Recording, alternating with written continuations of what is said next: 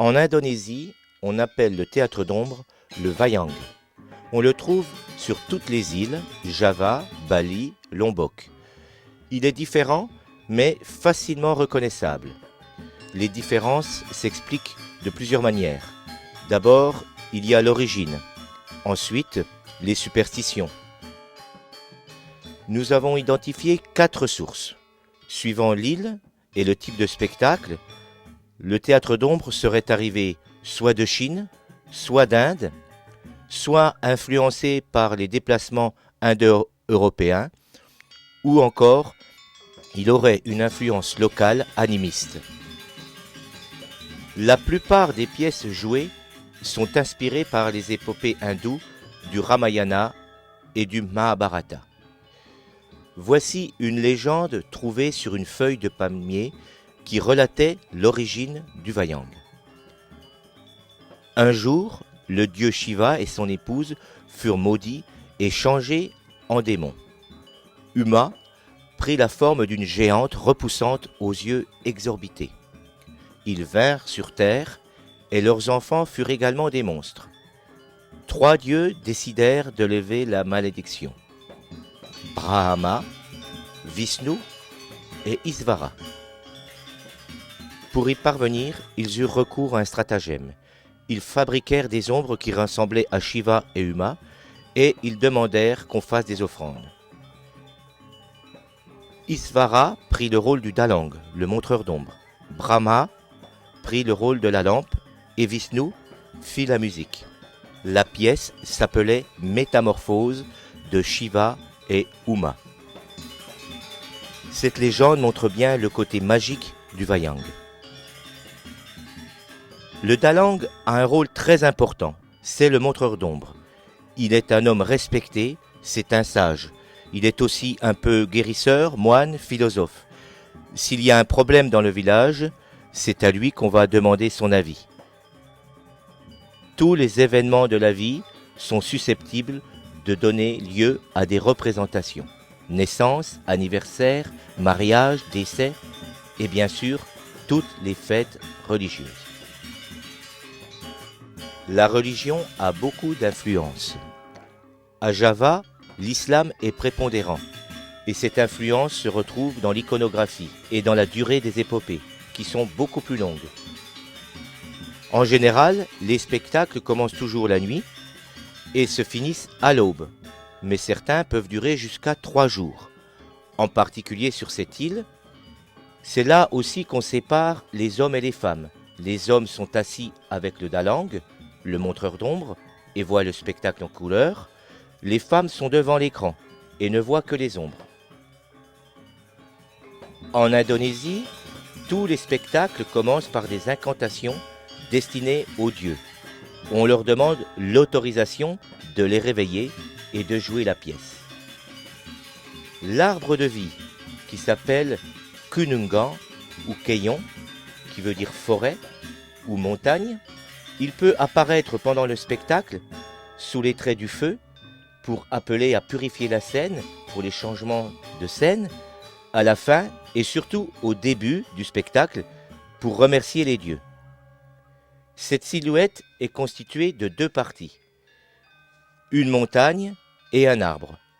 Le motif de l'arbre est constitué d'un figuier enraciné dans le ciel et du lotus enraciné dans l'eau. Le premier est placé au-dessus et plante ses racines dans le haut de la tige du lotus. Le lotus est le symbole de la vie jaillissante des eaux. Le figuier représente le souffle du feu, lequel est essentiel, comme l'eau, pour la création de la vie chez les Indonésiens. À l'intérieur du Kunungan, on peut y voir une forme de sablier, une petite maison avec des portes fermées, ou celle d'un lac avec de l'eau, une paire d'ailes géantes de chaque côté et au milieu. Tout cela provient du lotus. La porte centrale symbolise la femme. Elle peut renfermer une femme. L'arbre, lui, représente l'homme.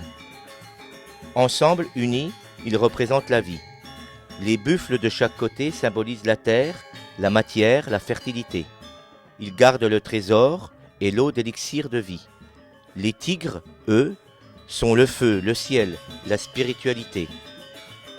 L'ensemble représente l'univers avec ses trois parties.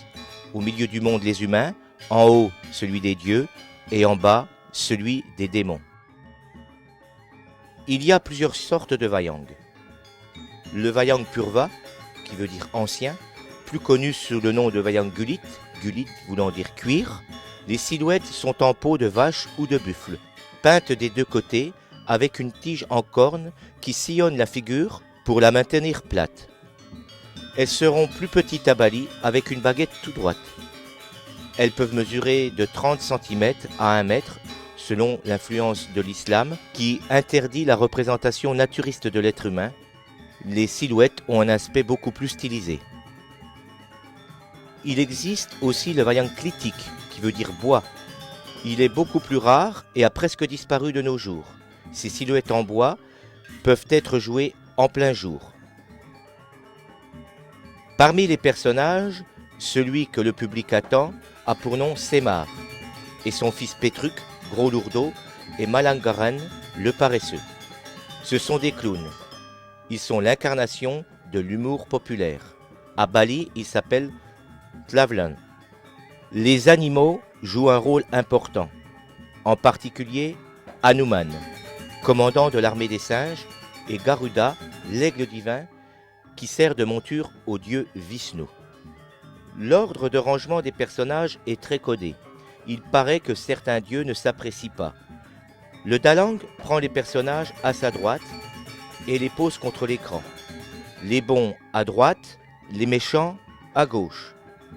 Les silhouettes ne sont pas entièrement pressées sur l'écran afin de donner une impression de mouvement. Le Dalang est aidé par une personne qui lui passe les ombres. Il fait toutes les voix, y compris les voix féminines. Il peut y avoir entre 80 et 300 personnages. L'écran mesure près de 3 mètres. Une lampe à l'huile de coco, ou plus généralement maintenant une lampe électrique, éclaire les silhouettes. Le cadre est en bambou ou en bananier. C'est en Indonésie où la tradition est encore très vivante. Mais on trouve, dans les endroits touristiques, des spectacles spécifiques. On peut encore trouver dans des petits villages des spectacles à côté des temples ou chez les habitants. La plupart des ombres que l'on voit en France dans les magasins viennent des ateliers et sont fabriquées en Indonésie.